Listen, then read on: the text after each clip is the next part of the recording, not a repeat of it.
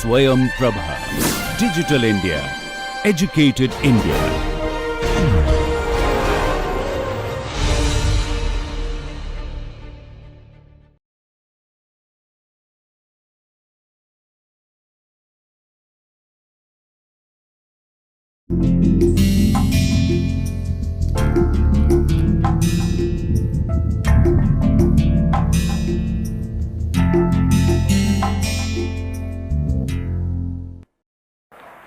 So friends, today we are going to discuss another interesting topic of sociology, and that is education. Since we have already spent more time on religion, so I will cut short discussion of education, and I will try to summarize everything in 2 lectures on. In the first lecture, I will talk about definition of education. What is education? As usual, whenever we begin discussing any topic, we start with what is that we are talking about. Then means of education. Under means of education, several things can be discussed. I will briefly touch upon government and private schools. Type of education, what kind of education you want to give to your students, where should you emphasize, how much of what, and whether they should be mixed or there should be independent institutions and universities for education of different types, liberal arts, humanities, philosophy, linguistics, social sciences, sociology, economics, psychology, and sciences, physics, chemistry, math, biological sciences, and technical subjects, engineering, or professional subjects, engineering, technical, maybe somebody can also include separately medical, agricultural, and so on. Where should be emphasized? Depends on society. After all, in sociology, we are trying to learn that there is a connection between what we are discussing and the larger society. So, connection between education and society. At the end, I would just try to raise a few issues, social issues in development of education. So, this is what I intend to do in the first lecture. And in the second lecture, I will focus on functions of education or role of education, why education, and certain critical perspectives, which will include a brief discussion of Marxist theory of education. Brief because by now you understand what is Marxist theory or what is Marxist perspective, Marxist approach. Like as we have seen that in case of family, Marx has his own way of thinking that family has emerged because of emergence of private property or class contradictions. On state, Marx has a certain perspective that state always represents the interests of the dominant classes. So in capitalist society, state, the monopoly of power always represents the interests of the capitalist class or bourgeoisie. And in socialist society, when means of production have been collectivized, then there are no classes, no interests. You have only generalized interests of the whole society. So at that time, there will be perfect equality, humanism, classlessness, and the fullest growth of human potential, peace, harmony. That time, all kinds of problems will be solved. So in the same perspective, Marx will look at education, that education is part of ideology of the dominant class. And then, if time permits, I can take up a few issues that our country is facing in democratization of education and the issue of quality. Democratization or education becoming mass we are in the process of making education democratic. Earlier education was confined only to a few classes or to a few families or castes and subcastes. Today education has become democratic, and we say that everybody has a right to education. We have also passed a right to education. But right to education does not mean that everyone, irrespective of age, gender, level of education, background, everybody has right to higher education. Whenever we define rights, we define in a very specific sense rights for whom, for what kind of education, up to what age. Is it up to the age of 14 or it is up to the age of 35, or anybody, even old people can have right to education. So when things like right to education will come, they will be defined in a certain way, and only those entitled to protection of rights under the definition of right as given by right to education or right to information or human rights will be entitled to certain things. Now, beginning with definition and ends of education. To make the things a bit interesting, I will give you definitions from 2 or 3 sources. First, using Gisbert's definition, education means bringing up.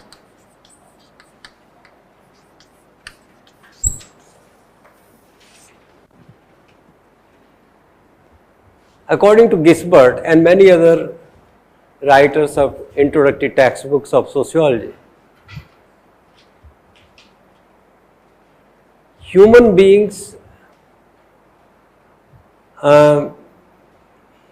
need that their babies are socialized or given certain kind of education or training or information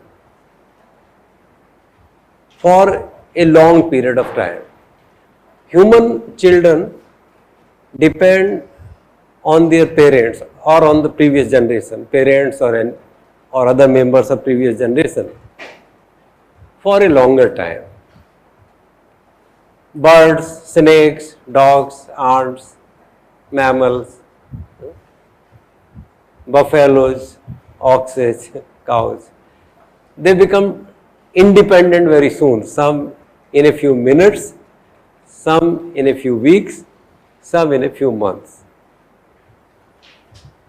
But as we saw right in the beginning of this course, discussing about socialization, that to make a human being, you require a long period of socialization. Ants are not socialized in the same sense in which human children are socialized. They don't require, it's intuitive. Their behavior, their whole action is biologically programmed in their genes or in their biological makeup. Intuition, they act according to intuition. Birds,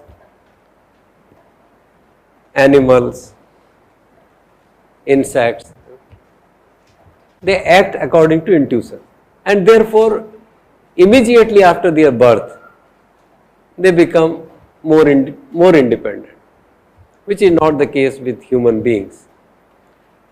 Now at the age of 20 or around that, you are still not independent.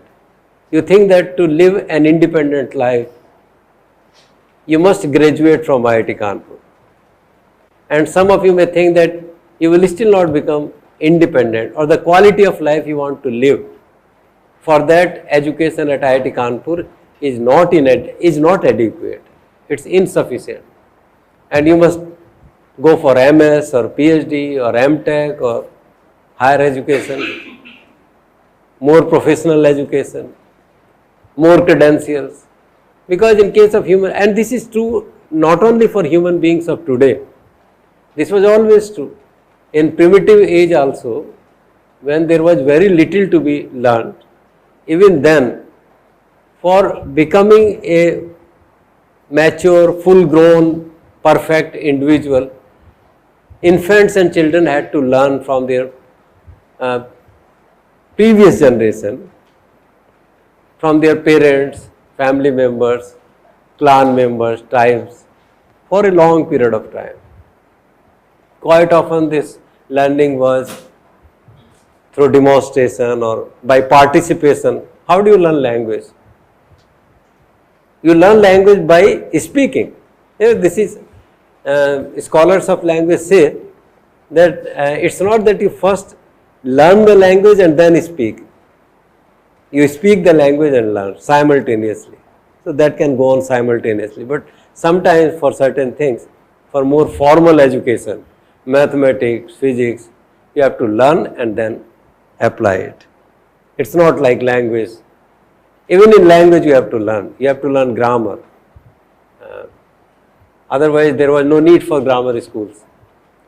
The fact that society needed grammar school, Vyakaran, grammar, shows that for something like language also, which is more natural to us, we have to learn the formal rules to become member of civilized society.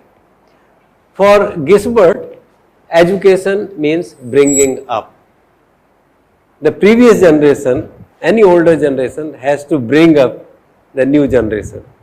And in bringing up the new generation, what all information, what all is to be taught or is to be imparted for physical development, for mental development, for spiritual development, for moral development, for various types of developments to make a human being perfect.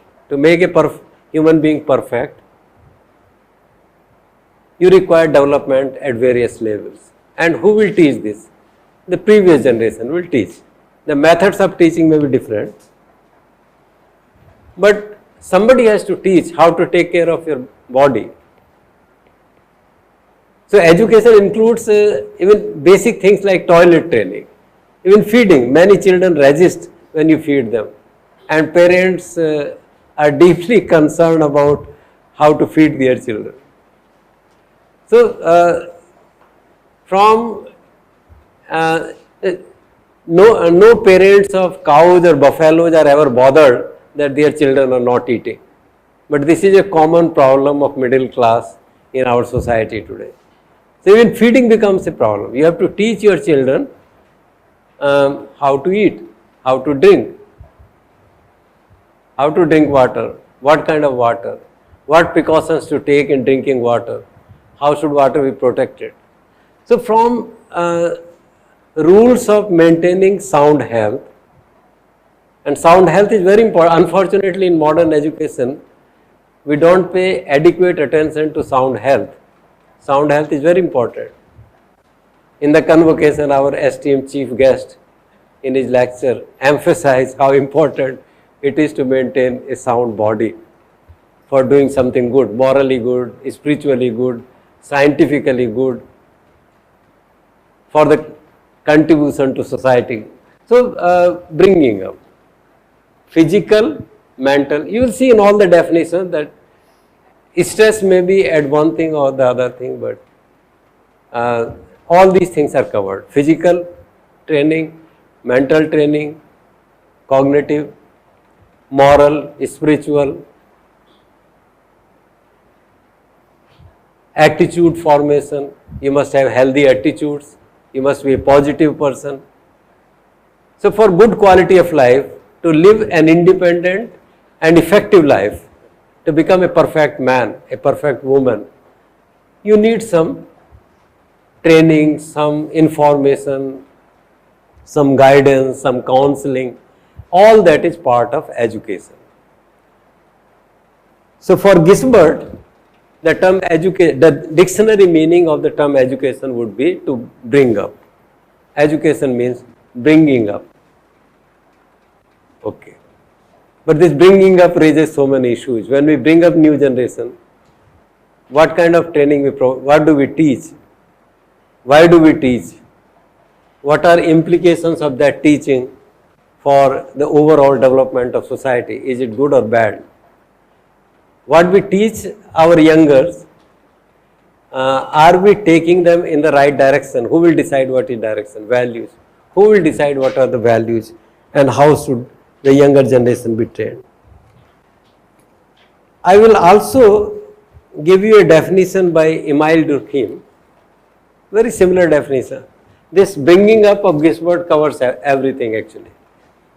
Emile Durkheim defined education, this is from a book of sociology written by Boto Moore. Earlier, many students who wanted to know more of sociology, either for higher education in sociology or for civil services, used to read this Boto Moore's book. Now it's very old. Now we say that Haralambous' book is much better than all these books, Haralambous and Giddens. Here in Boto Moore's book, the chapter on education starts with a definition given by Emile Durkheim, and it says the action exercised by the older generations. Again, the idea of bringing up the action, education is the action exercised by the older generation upon those who are not yet ready for social life. So a process of education is going on in IIT, in our classroom. This means the action exercised by the older generation. I belong to older generation and I am involved in an action. This is what education is. That a member or a group of people belonging to older generations act upon those, upon whom they act upon, who are not yet ready for social life. Those who are already ready for social life, they do not require education. Those who are not yet ready for social life, they require education. Its object is, what is the goal of education? Ends of education or goals of education?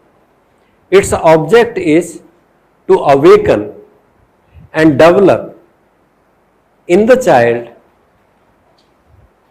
those physical, intellectual and moral states which are required of him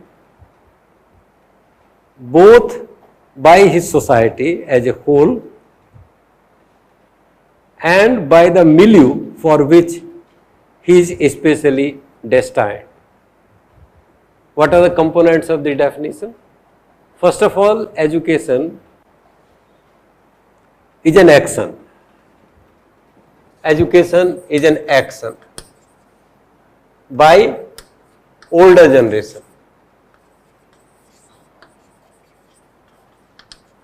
On not yet ready to take up social life.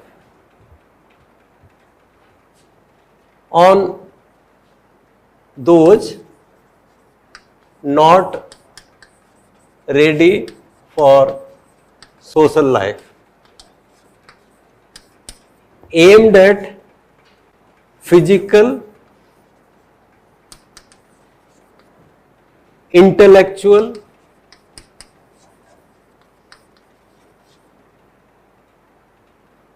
and moral states.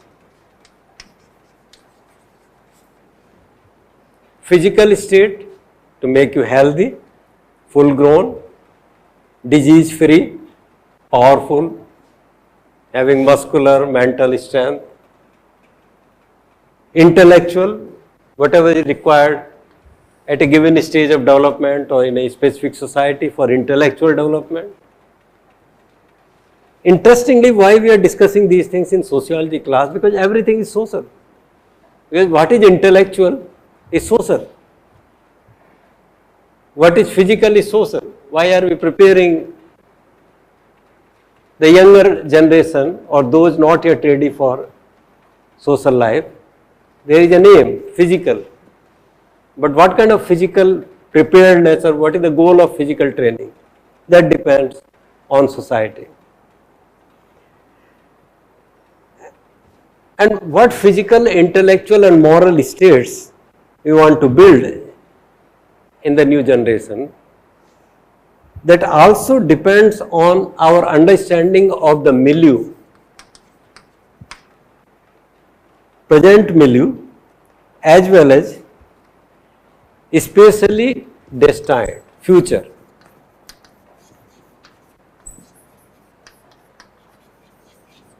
So this is our sociologist Emile Durkheim. Gisbert used a very simple phrase, bringing up.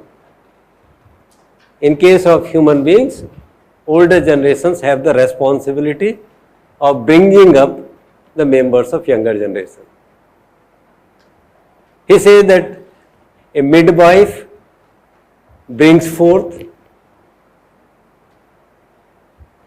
a midwife helps you to take birth, a nurse brings up, and teacher educates. So it is a process of bringing up of the new generation, and Emile Durkheim, our founding father of sociology and a very profound thinker, a humanist, socialist thinker also, defined that education is an action, a form of action by older generation directed towards achievement of certain qualities among those who are not yet ready for social life. So, younger generation, children. What is child? Definition of child will also vary from society to society. But for all that flexible period from 0 to 9 or 0 to 14 or 0 to 20 or 0 to 30, during which human children need to get some information, training, counseling, advice, guidance for living an independent life subsequently for themselves and also for meaningfully contributing to larger society. All kinds of training, physical training, we have to produce certain physical states, we have to produce certain intellectual states, we have to produce certain moral states. If the older generation goes wrong anywhere, in any sense, physical, intellectual, moral, then the education is finished and the next generation will not be effective. And this has to be done keeping in mind not only the present conditions but also the milieu. Future context. For which context are we preparing the members of younger generation? Let me also read something from Hindu Swaraj, Gandhi.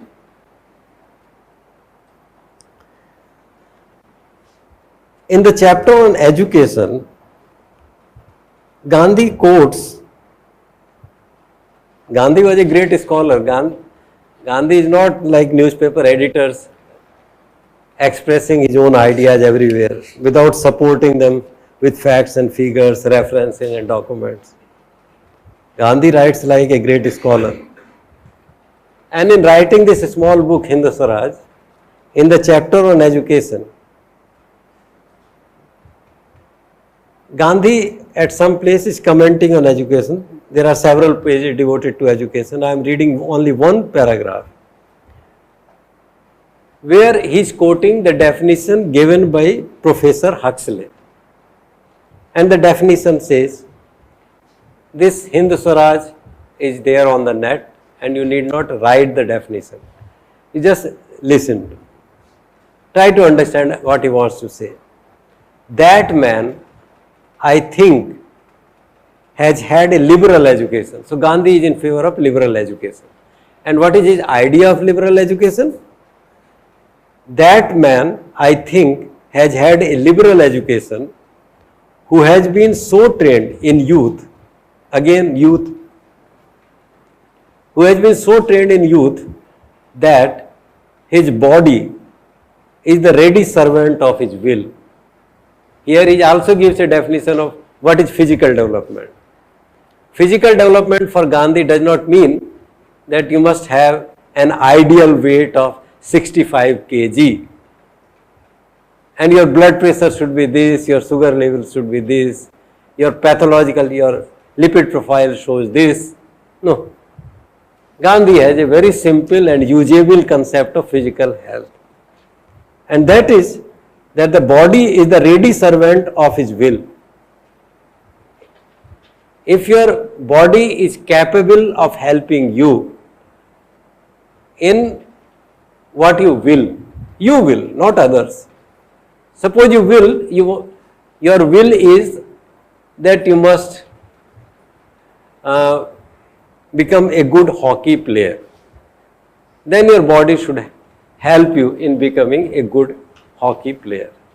If you will that you should get up at 5 o'clock, go for morning walk, bathe, read something, do some bhajan or spiritual activities and take breakfast and come to class at 8 o'clock, then your body should be trained so. It should not happen that you desire something, you will that I should get up at 5 o'clock. But your body is not permitting you to get up at 5 o'clock. Body is saying, no, I will not. I will not cooperate. You will that, like many others who live a disciplined life, you go for a walk, but your body does not permit you to go for a walk. You want to take breakfast at 7:30 and your body does not permit.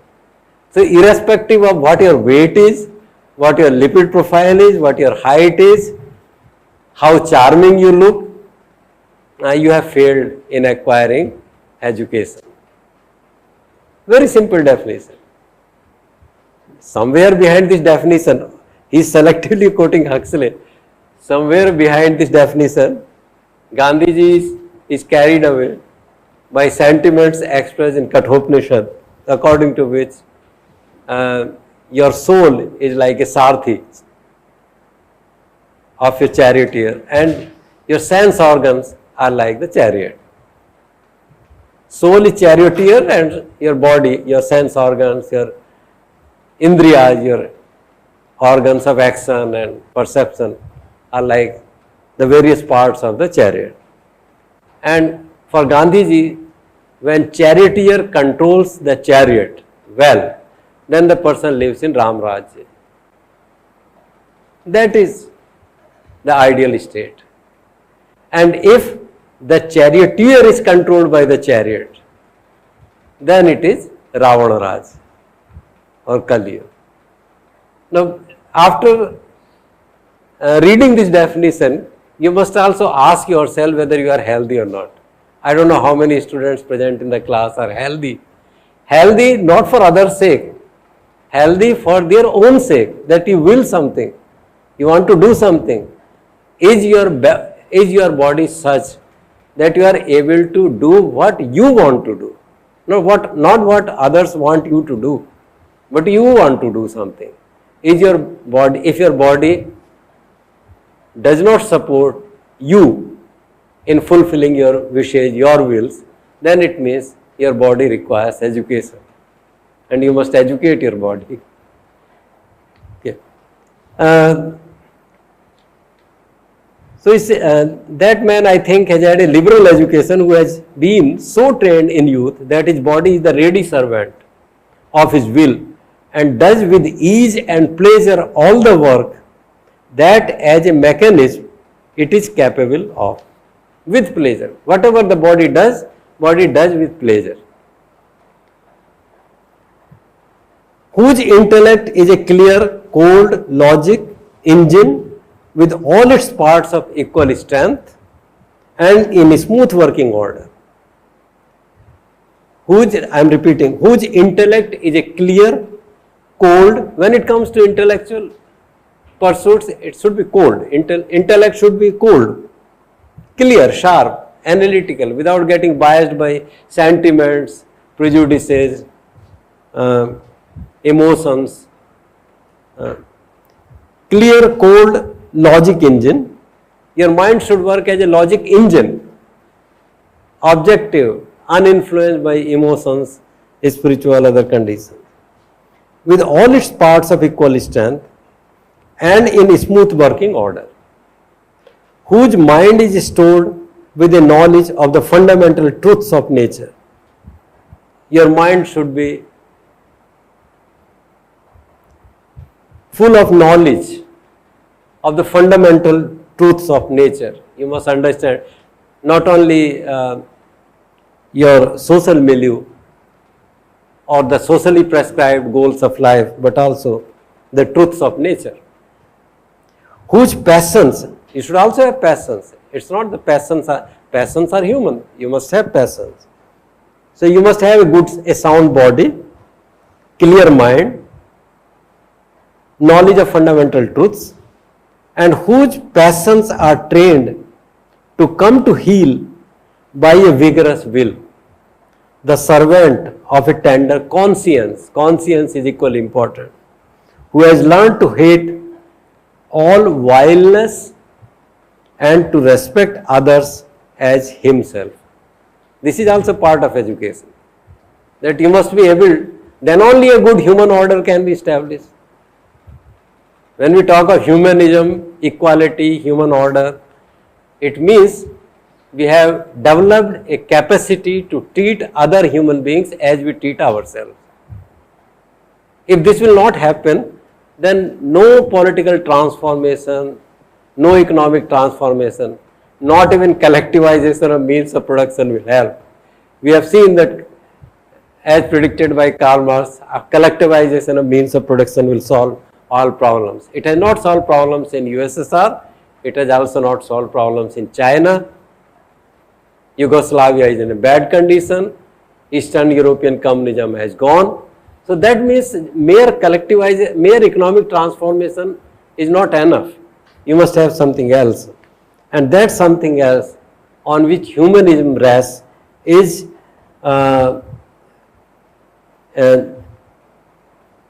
learning that to hate all vileness and respect others as himself. Such a one and no other, I conceive, has had a liberal education, for he is in harmony with nature. When you have this, then you are in harmony with nature.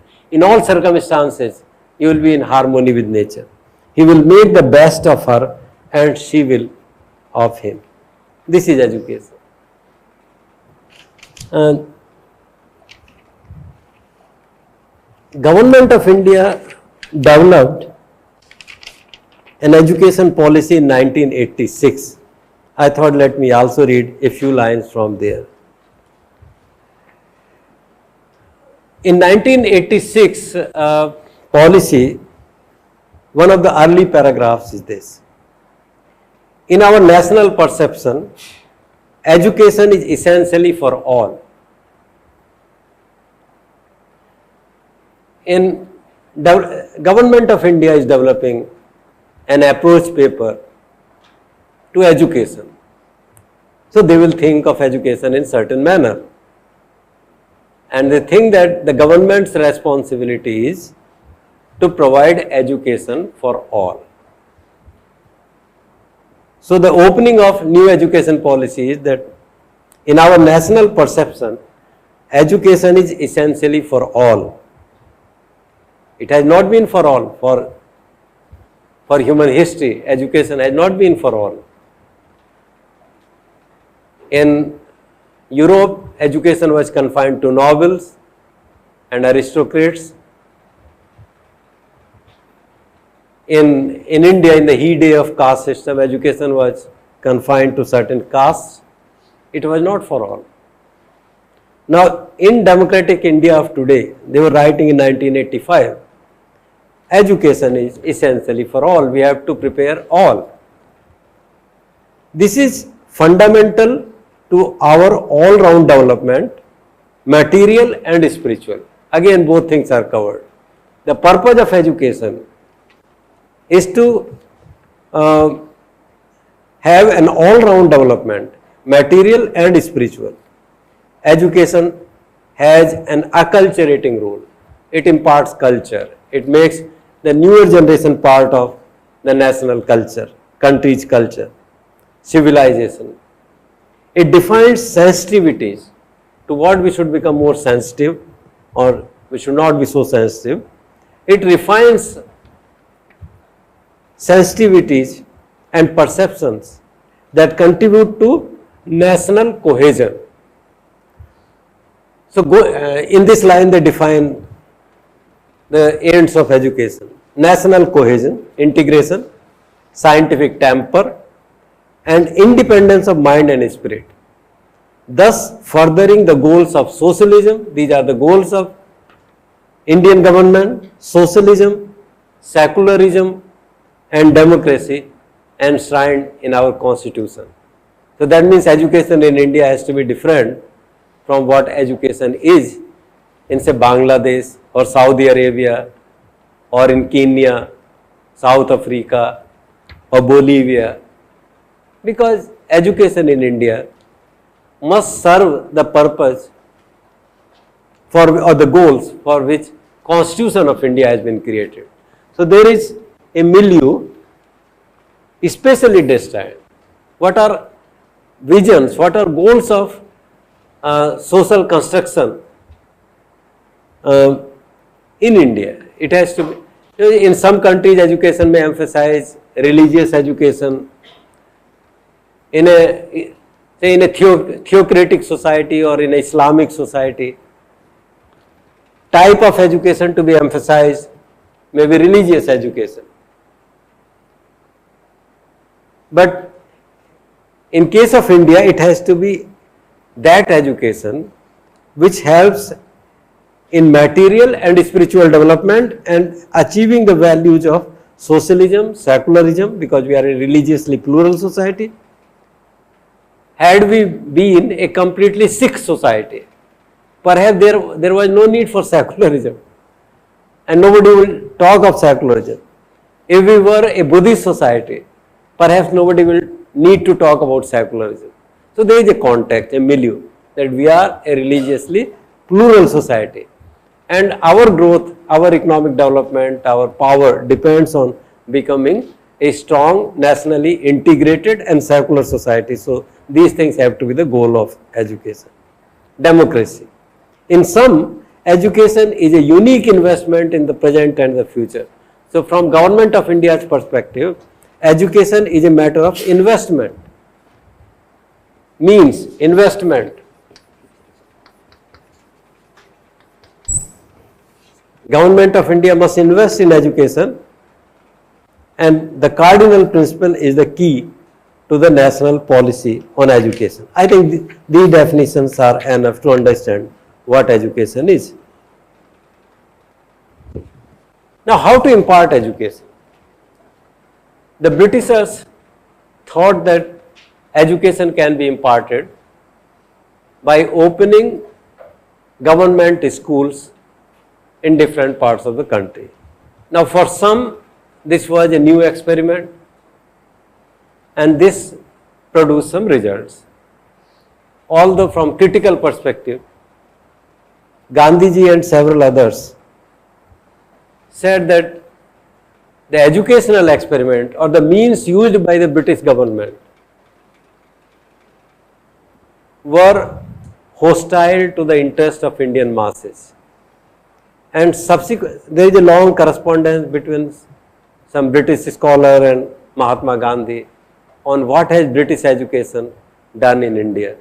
Mahatma Gandhi was of the view, which he expressed in England in one of his lectures, that India had its own indigenous system of education, which was for all, which prepared Indian youth for the Indian milieu, which provided optimum education to children belonging to all sections of society: priests, farmers, smiths, agriculturists, farmers, agriculturists, or using the old terminology, Brahmin, Kshatriya, Vaishya and Shudra.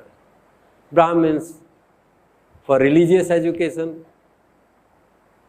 priestly activities; Kshatriyas for defense, military, bureaucracy; Vaishyas for agriculture. Agriculture was the backbone of Indian economy, and a separate class of people called Vaishyas took care of agriculture.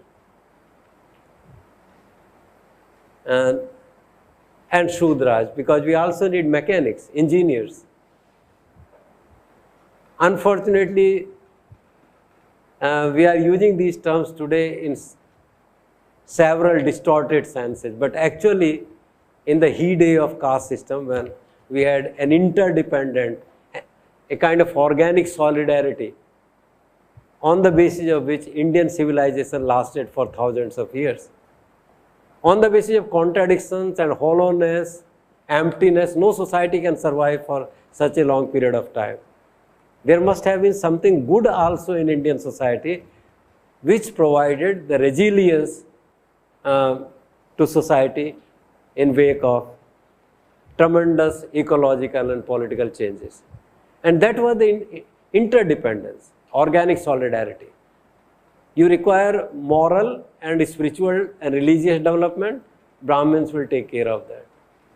You require defense, conquest, peace, law, order, certain amount of bureaucracy, Kshatriyas, a separate class of people was assigned activities of this type. You need agriculture. So Vaishya, people belonging to Vaishya community, they were responsible for agriculture. And there was also an independent class of Shudras, which were engineers, technicians in diverse fields. Blacksmiths, potters, goldsmiths, all engineering was done by Shudras. So obviously in those days the meaning of Shudra would not be a demeaning kind of thing. No village could afford to insult a Shudra whose activity of blacksmithy was so important for the survival of civilization, for agriculture, for house construction, for war, for everything. That was a different kind of system, and in that system children belonging to different communities were given different kinds of training. It was really speaking, a more plural, from Gandhian perspective, it was really a more, in a real sense, a plural kind of society. Today everybody wants to become a Shudra, nobody wants to become a priest, nobody wants to become an agriculturist, so no Brahmin, no Vaishya, very few people are going to join defense forces, so no Kshatriya.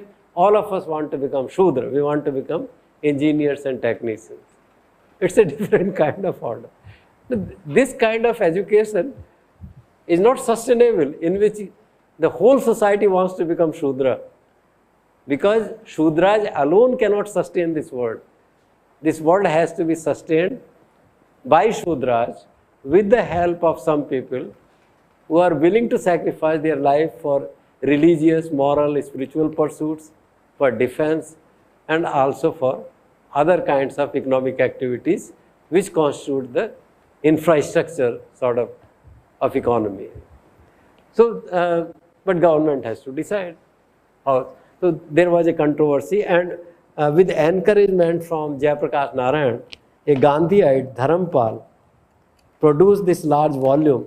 The title of the book is The Beautiful Tree, in which, by presenting reports of British administrators pertaining to the period of early 19th century, 18 something, he is able to show that yes, in India, before the British used their government school, education in India was quite optimal and served the needs of Indian society. They also showed how, with the opening of government schools, at least for some decades during the British period in the 20th century,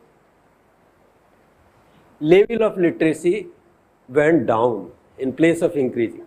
Why this happened? Because earlier school was integrated with the larger society. It was an integral part of society, and if you call it a school, that school was associated with mosque, gurdwara, temple, and both religious and secular education was given. We also had super specialities, Takshila, which is now in Pakistan, Nalanda, which is in Bihar. So we have large universities also, but mostly at the village level. Each village had its school because each village had a temple or a mosque or a gurdwara, and associated with those. This is in the period during which the British administrators came to India and wrote their reports. The British government destroyed this means, this integral school being integral part of society. The system was destroyed by the British government, and instead of that they started opening their own schools. Attending those schools was expensive, and it is from that stage onward that inequality in education started. That education became one dimensional, what is given in school, that became the goal of education, and there started unequal participation of different castes, communities and classes, urban, rural, in education system. This is the main thesis of Dharampal's book of with the title The Beautiful Tree. In Gandhiji's time, this was only a hypothesis kind of, and Dharampal, with support from Jayaprakash Narayan and other Gandhiites, he started collecting data and made this a reality. We also have an issue. We have to answer what kind of education do we need to provide. Liberal arts in knowledge, when it comes to knowledge. Physical education is required by everyone. Nobody will say that physical education should be given only to art side students, and engineers do not require physical education. Nobody should say that doctors do not require physical education and only engineers require. Value education. Everybody requires value education. So physical, moral, spiritual, that education is for all. But when it comes to intellectual part or cognitive part or technical part, what education?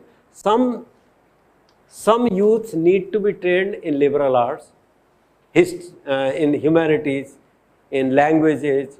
Some should take up studies of Sanskrit, Pali, Hindi, Tamil, Telugu, Bengali. If nobody studies Bengali, if nobody studies Tamil, nobody studies Hindi, then much of the cultural endowment, much of the resources, cultural resources, historical resources that our society has will not be passed on to the next generation. This all will be lost.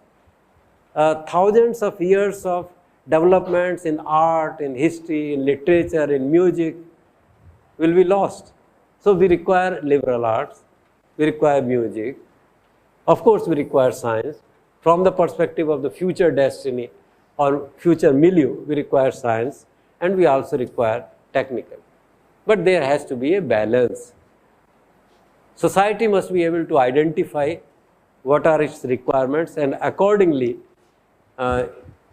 this education should be provided, whether in government schools, and if government resources are not enough, if government does not have enough money to invest in education, then private schools must be encouraged. And at some point, initially government depended more on government money, on government schools. There have been lots of studies of comparison of government and private schools also. And finally, government has adopted a policy that education will be imparted through public-private partnership. There will be government schools, there will be private schools, there will be aided schools, schools by management but with aid of government, state government, central government. And so these are all questions. We can't decide, and we can't decide in abstraction that for all societies and for all types, all times to come, this should be the mean, this should be the type of education. No, it depends on the social context. Then there are some issues in development of education. The most important issue today is the issue of what education policy said, education for all. Are we giving education to all? If we broadly divide education into three parts. Primary means up to 8th, secondary up to 12th, higher graduation, post-graduation, primary, secondary, tertiary, you can call it tertiary or higher education. Then what are the rates of enrollment at these levels? What are rates of enrollment according to age? How many children are going to primary school? How many to secondary school? How many to universities? There is a very high dropout rate at various levels. The current situation is that at the level of primary, we have almost reached the enrollment rate of more than 100%. Almost all children are going to schools. But this is not so at the secondary level. There is a very high dropout. More than 30% children drop out after primary. Then more than 50% drop out after secondary. There are very few, 10 to 20% who do graduation. Should this situation change? And if this situation is not changing at a fast rate, how to make composition of enrollees more inclusive? Educational planners have to think about this. If it is 100%, like primary school, 100% now, more than 100%, more than 100% because of some technical reason in defining gross enrollment rate. So it is assumed that at the primary level today in India, everybody is going to school. But at the higher level, if there is a very high dropout and everyone is not going to school, then should enrollment in secondary and higher education not be inclusive? Inclusive means, should it not include proportionately youths from all categories? Urban, rural, males, females, general category, other backward castes or classes, scheduled castes and scheduled tribes, and regions. When education spread in India, like any other developmental activity, it was more focused on Calcutta, Madras, Bombay, mostly port cities which are so vital to British economy. Education also developed there. So people belonging to certain regions of the country got more education. Other regions of the hinterland remained backward. Now time has come for us to think of inclusive education, in which at least till the stage we are able to reach 100% enrollment at all the levels. The enrollees, those enrolled in schools, must represent all sections of society. At the moment, this is not. I was reading your names, and out of 100 students, there were only 2 Muslims. Does this not justify that something is done specifically to promote higher education among Muslims? You know, in this class of 100 students, I'm not sure, maybe 5 or 6 are girls. Does it not mean that government of India should do something specifically to promote education among girls? That has to be done at the school level, at the community level, by using media, by using law, by changing people's attitudes, by making interventions in cultures. If you have a patriarchal, patrilineal, patrifocal kind of culture, the result will be this. So, along with raising enrollment of girls in schools, it is government's responsibility also to attack the patriarchal culture of the society directly. So you see how society and education are interconnected. To promote education in an inclusive framework, you have to destroy the patriarchal, aristocratic and casteist and communal tendencies in society. In absence of that, you will not be able to do.